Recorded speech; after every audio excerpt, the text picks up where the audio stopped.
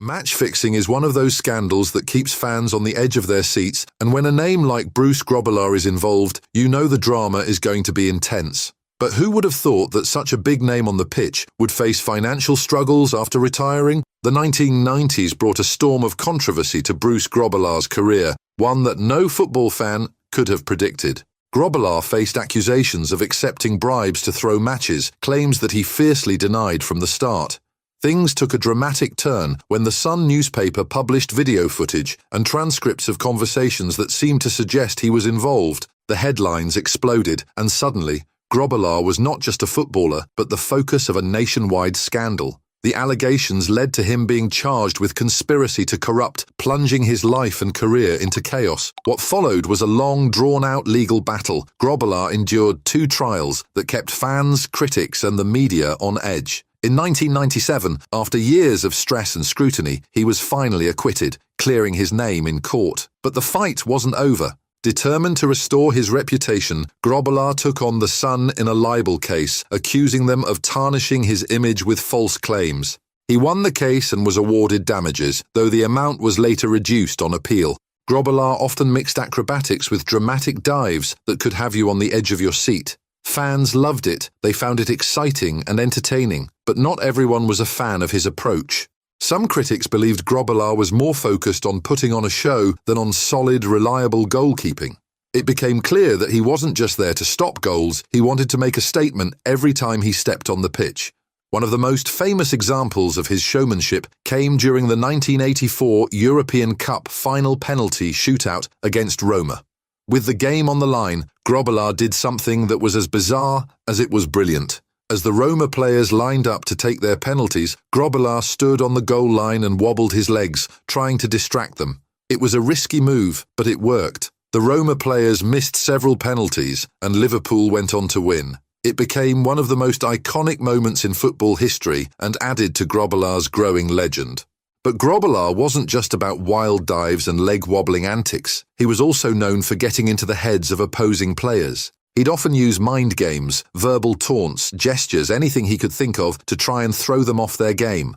For some, this was clever and strategic. For others, it was unsportsmanlike conduct. It led to heated exchanges on the pitch and plenty of accusations from his rivals. However, Grobbelaar's life wasn't just about football. His past was much more complex, with a chapter that many people didn't know about. During the Rhodesian Bush War, which later led to the creation of Zimbabwe, Grobbelaar served in the Rhodesian army. This part of his life was controversial, given the nature of the conflict and the political issues surrounding it. His involvement in the war, especially considering the violence and trauma he experienced, has been a subject of debate. Grobbelaar himself has spoken about the psychological toll his military service took on him. He's shared how witnessing violence and dealing with the trauma of war shaped who he became, influencing his personality and outlook on life in ways that weren't always visible on the field. After leaving the world of football, things took a turn for the worse for Grobbelaar. The man who had once been a celebrated hero found himself facing severe financial struggles. He went through bankruptcy and a series of legal disputes that left him in a difficult position. It was a far cry from the glamorous life of a top footballer, and it showed just how unpredictable life can be. Looking back at his career, it's clear that football was his true calling.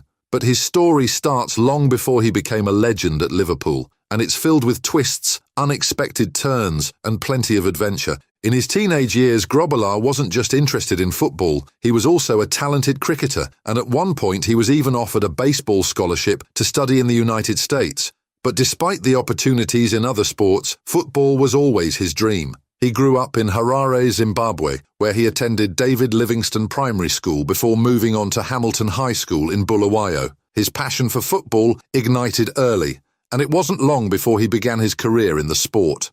Grobbelaar's footballing career kicked off at Highlanders FC, a club based in his hometown of Bulawayo. This was in the days when Rhodesia was still in the grip of political and social turmoil, but football provided an outlet for many, including Grobbelaar. He showed his potential and quickly rose through the ranks. However, his time at Highlanders wasn't to last. As a young man with a burning desire to take his game further, Grobbelaar made the move to Durban City FC in South Africa, hoping for better opportunities. Unfortunately, his time at Durban City wasn't as smooth as he had hoped. Grobbelaar left the club, claiming he had been sidelined because of his race in a team that had previously played in an all-white league, a clear reflection of the racial tensions and divisions in South Africa at the time. His departure from Durban City marked a turning point in his career. Almost immediately after leaving the club, Grobbelaar was conscripted into national service, which meant spending 11 months in the Rhodesia Regiment during the Rhodesian Bush War. This was a harrowing chapter in his life, one filled with violence and trauma. Grobbelaar has spoken about the psychological impact of his time in the army, and it's clear that the war had a deep effect on him, influencing not only his personality, but his worldview. Despite the difficult circumstances, football remained Grobbelaar's passion. In 1979, after completing his national service, Grobbelaar's career took an exciting turn. He was signed by the Vancouver Whitecaps of the North American Soccer League. This was a huge break for him, and he was eager to prove himself. At the Whitecaps, he played under manager Tony Waiters, a former England and Blackpool goalkeeper.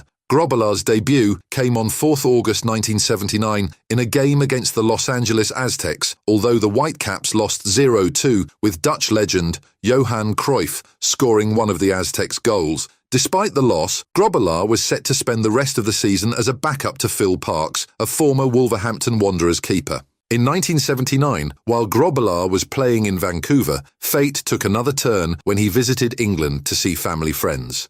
While he was there, a phone call from Ron Atkinson, then manager of West Bromwich Albion, changed the course of his career. Atkinson was interested in signing Grobbelaar, but complications with work permits made the deal fall through. But where there's a will, there's a way, and Grobbelaar's chance didn't disappear entirely. Instead, Crewe Alexandra swooped in and signed him on loan in December 1979. His time at Crewe was relatively unknown to many at the time, but he made a big impression during his spell there. In his very first league appearance, he was mistakenly listed as Bill Grobbelaar in the matchday programme against York City. Despite that, he managed to play 24 league games for the team and even scored his only professional goal, a penalty in his final match for Crewe. One of the most significant moments in his career came during his time at Crewe, when he played what would become his greatest performance for the club. That game caught the attention of Liverpool's head scout Tom Saunders, who, after watching Grobbelaar, recommended him to Liverpool's management. At the end of his loan spell with Crewe, Grobbelaar returned to Vancouver for the 1980 NASL season, but as things turned out, this wasn't the end of his time in the United Kingdom. By 1981, Grobbelaar's career was about to hit a major milestone. Liverpool had conducted thorough research on him, and impressed by what they saw, they made an approach to bring him to Anfield. Tony Waiters, his former manager at the Whitecaps, helped facilitate the move. On 17th of March 1981, Grobbelaar signed for Liverpool for $250,000 as their reserve goalkeeper. At first, Grobbelaar was behind the club's regular goalkeeper, Ray Clements, who eventually moved to Tottenham Hotspur in mid-1981. This opened the door for Grobbelaar to become Liverpool's first-choice keeper. Grobbelaar's debut came on 28th of August 1981 in a league match against Wolverhampton Wanderers, which Liverpool lost 1-0. It wasn't the start he had hoped for, but Grobbelaar's potential was clear. Just 2 weeks later, he kept his first clean sheet in a 2-0 victory over Arsenal at Anfield. Grobbelaar's early days as Liverpool's #1 goalkeeper weren't without challenges. He made several mistakes and Liverpool's form was inconsistent, leading to doubts about whether he could handle the pressure. By the end of the year, the team was mid-table in the league, far from challenging for the title. But as the new year began, things changed. Under the guidance of manager Bob Paisley, Liverpool started to click, and the team's form dramatically improved. Grobbelaar played a key role in the team's recovery, and Liverpool eventually finished the season strong. In 1981, Grobbelaar helped Liverpool win the League Cup by defeating Tottenham Hotspur 3-1 at Wembley. This was just the beginning of a trophy-laden career that saw Grobbelaar win numerous league titles, domestic cups, and European trophies. His performances between the posts became legendary, especially his eccentric and flamboyant style of play. Grobbelaar's agility and confidence made him a formidable goalkeeper, and his mental toughness and ability to remain calm under pressure earned him the respect of his teammates and rivals alike. Perhaps his most famous moment came in the 1984 European Cup final against Roma. After a 1-1 draw, the match went to a penalty shootout. With the Roma players preparing to take their kicks, Grobbelaar, known for his unorthodox antics, wobbled his legs on the goal line to try and distract them. This psychological tactic worked wonders. Roma's Bruno Conti missed his penalty and Grobbelaar repeated his antics before Francesco Graziani's kick. Graziani also missed and Liverpool won the shootout 4-2, clinching the European Cup. Grobbelaar's actions became part of his folklore and his ability to perform under pressure was etched into the club's history. Throughout his 13 years at Liverpool, Grobbelaar was retained by three of the club's greatest managers, Bob Paisley, Joe Fagan, and Kenny Dalglish. He was never afraid to express his opinions and was known for berating his defenders when he felt they made mistakes. One such incident occurred in the 1986 FA Cup final against Everton when Grobbelaar publicly scolded defender Jim Beglin for his errors. But Grobbelaar's confidence and leadership were crucial to Liverpool's success during that era. Even as Liverpool's dominance began to fade towards the end of the 1980s and into the 1990s, Grobbelaar remained a key figure.